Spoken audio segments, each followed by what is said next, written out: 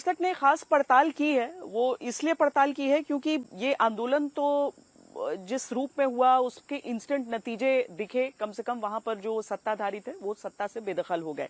लेकिन जिस प्लेटफॉर्म का इस्तेमाल वहां पर युवा आपसी संवाद के लिए कर रहे थे और ये निर्णय के लिए कि आगे क्या क्या उसके जरिए ही कुछ संदिग्ध लोग कुछ गलत करने की कोशिश कर रहे हैं। वोट चोरी की बात क्यों हो रही है नेपाल में, देखिए हमारी इस रिपोर्ट में।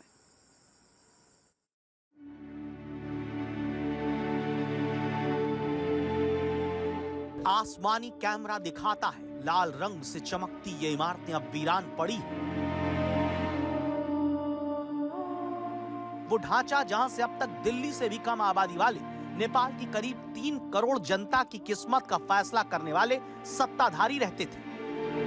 यहां सब कुछ अजीब से सन्नाटे में सिमटा हुआ दिखता है। जहां कभी इतनी सुरक्षा रहती थी कि परिंदा पर न मार पाए, वहां जेनजी के आंदोलन के बाद असुरक्षा इतनी फैल गई कि अब न आदमी दिखता है न कोई परिंदा।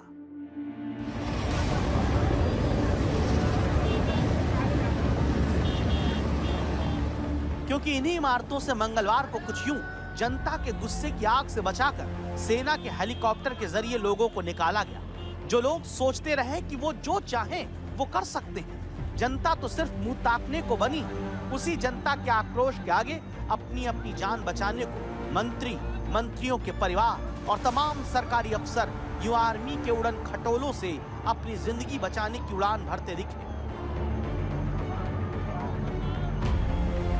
लेकिन जिस तरह अब तक के करप्ट सत्ताधारियों का भविष्य यूं हवा में लटका है, वैसे ही खबरदार करता ये सवाल भी हवा में ही है कि क्या एक होकर आंदोलन से सत्ता पलट देने वाले जेनजी नेपाल में इसी तरह मिलकर नई सत्ता अपने हिसाब से बनवा सकते हैं।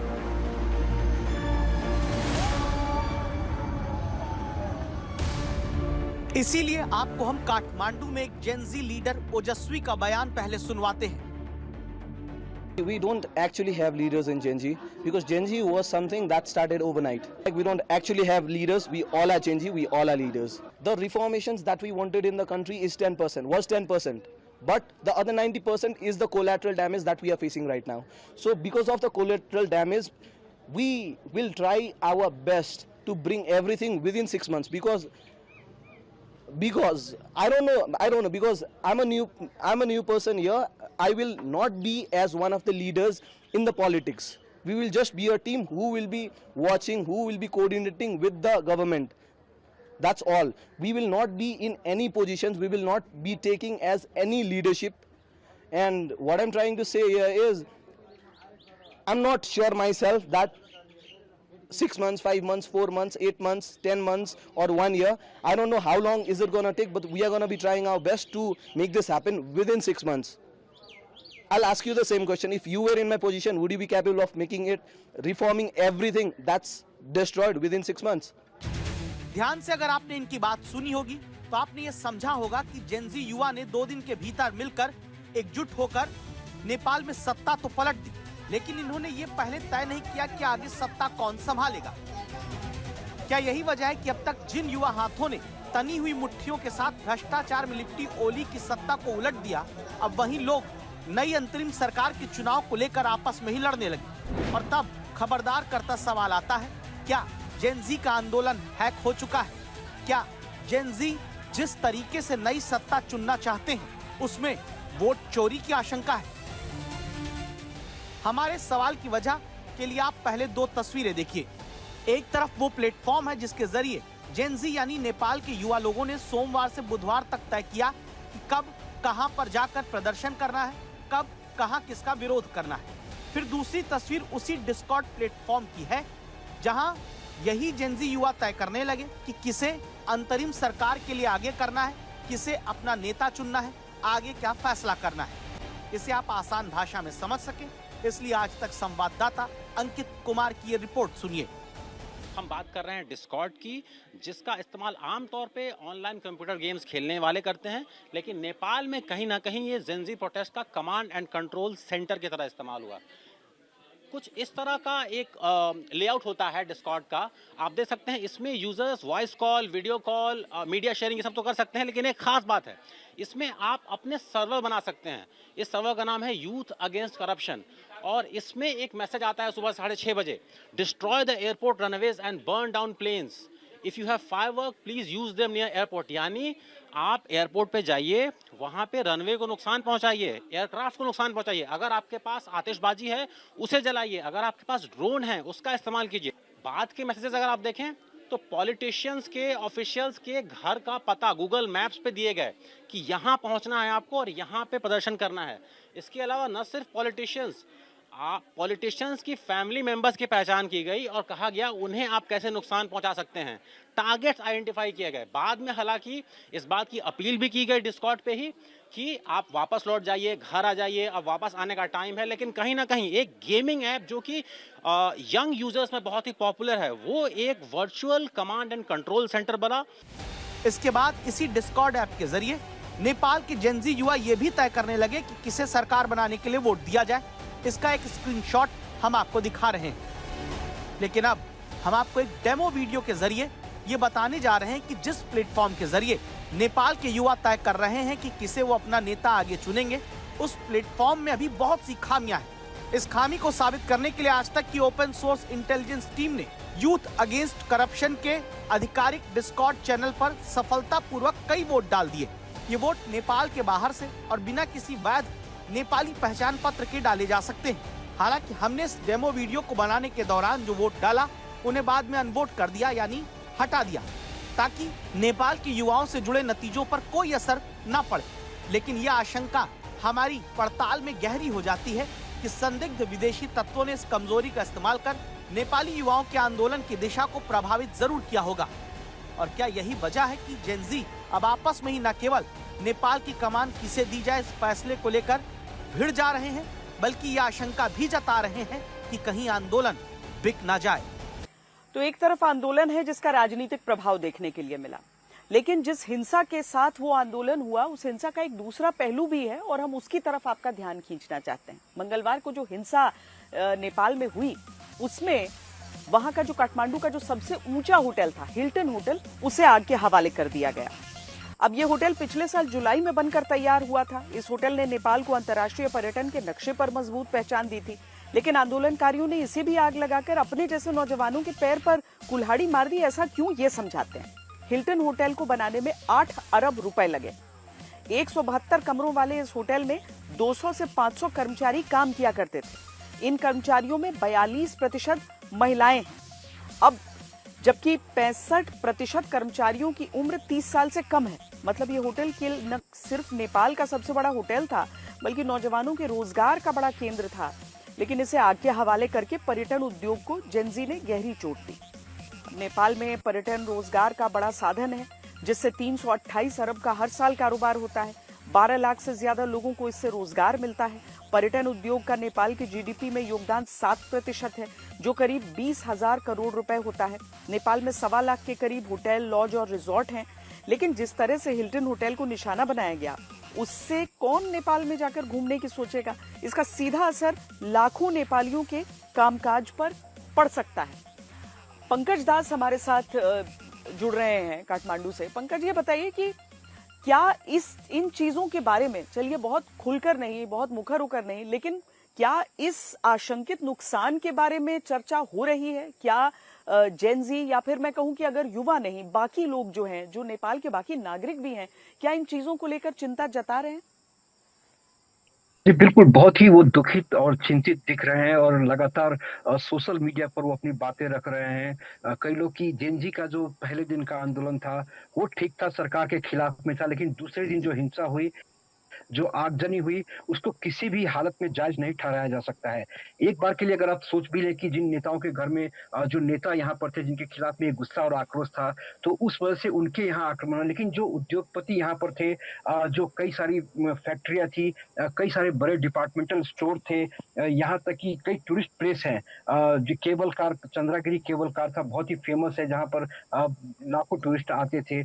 उन सब जगह को एकदम बिल्कुल टारगेट करके किया गया। तो इसके पीछे कहीं न कहीं एक सोची समझी रणनीति बताई जा रही है और लोगों को लग रहा है कि इससे उभरने में पता नहीं नेपाल को और कितने साल लगेंगे। क्योंकि बहुत मुश्किल से 10 सालों के नेपाल में माओवादी के सशस्त्र विद्रोह के बाद बहुत मुश्किल से नेपाल सामान्य होता जा रहा था, सब कुछ ठीक-ठाक चल रहा था, पर्यटन भी ठीक था। लेकिन अचानक से मंगलवार को जो हिंसा हुई, जो आगजनी हुई, उसके बाद एक बार फिर सबको इस बात की चिंता है कि क्या वो इस देश में सुरक्षित हैं? क्या व्यापारी इस देश में निवेश कर सकते हैं? क्या विदेशी निवेश इस देश में आ सकता है? क्या पर्यटक इस देश में आ सकते हैं? अगर ऐसा कुछ भी नहीं है तो फिर इस देश का क्या होगा? ये चिंता सबको सता रही है। सबकी चिंता यही हो रही है। जब भी कोई देश पर्यटन पर निर्भर होता है, उसकी आय का सबसे बड़ा केंद्र होता है, तो उस पर इस तरह के की हिंसा का आघात होता है बड़ा। जैसे उदाहरण के तौर पर ले लीजिए पशुपतिनाथ मंदिर। भारत में भी बहुत अधिक श्रद्धा है, भारतवासियों में भी, पूरे विश्व के जो हिंदू हैं उनकी आस्था पशुपतिनाथ मंदिर में रहती है। लेकिन उसके बाद की तस्वीरें जब आप देखेंगे, जब से ये हिंसा हुई, आक्रामक हुए युवा, उसके बाद की तस्वीरें आप देखेंगे तो वहां पर सन्नाटा सा पसरा हुआ आप देखेंगे। लगभग 110 करोड़ से ज्यादा की आय हो जाती है सालाना। वहां पर लाखों की संख्या में लोग वहां पर पहुंचते हैं। जब महाशिवरात्रि का पर्व होता है तब तो और बड़ी संख्या में, मतलब 9-10 लाख लोग एक दिन में वहां पर दर्शन करते हैं। लेकिन जब से ये हिंसा हुई है तब से वहां पर भी सन्नाटा पसरा हुआ है। इस वक्त हम नेपाल की राजधानी काठमांडू के पशुपतिनाथ धाम में हैं। भोलेनाथ के दर्शन के लिए लोग यहाँ पे न केवल नेपाल बल्कि दुनिया के अलग अलग हिस्सों से आते हैं। लेकिन जब से नेपाल में जेंजी प्रदर्शन शुरू हुआ और उसके बाद उसने एक हिंसक रूप लिया, उसके बाद से ही पशुपतिनाथ मंदिर को फिलहाल दर्शन के लिए बंद रखा गया है। हालांकि जो श्रद्धालु हैं वो अभी भी पशुपतिनाथ मंदिर में आ रहे हैं और बाहर से ही माथा टेक कर जा रहे हैं। आपको एक बार हम तस्वीर दिखाते हैं कि अंदर की क्या स्थिति है। आमतौर पे यहाँ पे काफ़ी भीड़ होती है, लेकिन क्योंकि हालात अब धीरे धीरे सामान्य हो रहे हैं नेपाल के अंदर, काठमांडू के अंदर, इस वजह से लोग दर्शन तो नहीं कर पा रहे हैं पशुपतिनाथ मंदिर का, लेकिन बाहर से प्रणाम करने के लिए जरूर आ रहे हैं। कल तक इस दरवाजे के ठीक बाहर जो पशुपतिनाथ का मेन दरवाज़ा है वहाँ पे आर्मी डिप्लॉयड थी, लेकिन फिलहाल क्योंकि अब सामान्य स्थिति धीरे धीरे करके पूरे नेपाल और काठमांडू में हो रहा है, यही कारण है कि यहाँ फिलहाल आसपास के इलाके में जो सड़कें पशुपतिनाथ मंदिर तक आती हैं वहाँ पे आर्मी डिप्लॉयड है। लेकिन ठीक यहाँ दरवाजे के पास कोई आर्म्ड फोर्सेस को नहीं रखा गया है। कुल मिला के इस वक्त एक तरफ जहां आर्मी कोशिश कर रही है कि लॉ एंड ऑर्डर सिचुएशन को मेंटेन रखा जाए, वहीं दूसरी तरफ अंतरिम सरकार के गठन की प्रक्रिया को भी तेज किया गया है और उम्मीद लोग ये लगा रहे हैं कि मंदिर में जल्द ही उन्हें जिस तरह से वो आम दिनों में दर्शन करते थे वैसी स्थिति फिर से बहाल हो जाएगी। अहमद भारद्वाज, काठमांडू, आज तक। पूजा पाठ तो वहां पर चल रही है, लेकिन आम श्रद्धालुओं के लिए जो दरवाजे हैं वो नहीं खोले जा पा रहे हैं, चूंकि आशंकाएं वहां पर बढ़ी हुई हैं। बहरहाल इन सारी चीजों को देखकर बहुत सारे सवाल उठ रहे हैं और जो जानकार हैं वो इस बात को लेकर समझना चाह रहे हैं कि क्या जेन जी को ही, युवाओं को ही, क्योंकि रोजगार बहुत बड़ा मुद्दा होता है, तो उनको ही कहीं रोजगार का नुकसान तो होने की आशंका नहीं उठ खड़ी होगी। जिस तरीके से होटल को जलाया गया या जिस तरीके से पशुपतिनाथ मंदिर नहीं खुल पाया है। नेपाल में लोग सबसे ज्यादा छुट्टियां मनाने आते हैं, सुकून के कुछ दिन बिताने, लेकिन इस हिंसा को देखकर भविष्य में अब कोई 100 बार सोचेगा, क्योंकि सुरक्षा को लेकर नेपाल अब कई सालों तक सवालों में घिरा रह सकता है। नेपाल में आने की दूसरी वजह पर्वतारोहण है, तीर्थ यात्रा है, लेकिन हिंसा के बाद से पशुपतिनाथ मंदिर जिस तरह से बंद है, तीर्थयात्री फंस गए हैं, सैलानी मुसीबत में आए, उसका खामियाजा नेपाल के पर्यटन को लंबे समय तक भुगतना पड़ सकता है। क्योंकि कहीं भी कोई घूमने जाता है तो सबसे पहले देखता है कि वो जहां जा रहा है वो सुरक्षित जगह है या नहीं, परिवार को लेकर जा सकते हैं कि नहीं। नेपाल इस पैमाने पर लोगों के मन से हाल फिलहाल तो उतर गया है, जहां नेताओं के खिलाफ गुस्सा अचानक होटल जलाने तक जा पहुंचा। घूमने की जगह का चुनाव लोग ये देखकर भी करते हैं कि वहां पहुंचना कितना आसान है, खाने पीने घूमने का खर्च कितना आएगा, ठहरने की जगह कितनी खास है। हर पैमाने पर नेपाल को अब बहुत मेहनत करनी होगी। कुल मिलाकर नेपाल के नौजवान भले ही सत्ता से ओली को बेदखल कर चुके हों, लेकिन सैलानियों को भरोसा पाने में उनके देश को अभी बहुत काम करना पड़ेगा। भारत से बहुत बड़ी संख्या में जाते हैं जो पर्यटक हैं वहां पर, श्रद्धालु जाते हैं, बाकी पर्यटन के लिए भी जाते हैं, पर्वतारोही जाते हैं। रोटी बेटी का रिश्ता है नेपाल और भारत में, इसीलिए भारत में भी सब बहुत चिंता से देख रहे हैं वहां जो माहौल है। कुमार अभिषेक उसी बॉर्डर पर मौजूद हैं जहां से आम तौर पर बड़ी संख्या में लोग जाते हैं नेपाल की तरफ, और नेपाल से भी लोग आते हैं। लेकिन अभी की परिस्थिति में अभिषेक, हम ये भी समझें कि एक तो कैदी जो फरार हो गए हैं जेल से, वहां से लोगों के यहाँ पर ऐसे लोगों की आ जाने की आशंका, कहीं उपद्रवी ना आ जाएं, ये सारी आशंकाएं। क्या माहौल है, क्या स्थिति है? देखिए श्वेता, आज मैं दिन भर नेपाल के उस कैलानी जिले में था जो कि सटता है लखीमपुर खीरी के बॉर्डर से। नेपाल में घुस तो गया, काफी घूमा, लेकिन एक चीज बड़ी साफ दिखाई दे रही है कि लोगों में वही अनिश्चितता है। जिस ऑटो वाले के साथ हम घूमते रहे वो कहता रहा कि अब हम लोग 20 साल पीछे चले गए हैं, आंदोलन तक ठीक था, लेकिन वही बात जो पंकज दास कह रहे थे कि सब कुछ लुटपिट गया है, अब कुछ नहीं बचा है। रही बात अगर आप जेलों की स्थिति देखें तो वही जेल है जहां से इस कैलानी की जिले का ही जेल है जहां से पूरे के पूरे कैदी निकाल दिए गए, भाग गए।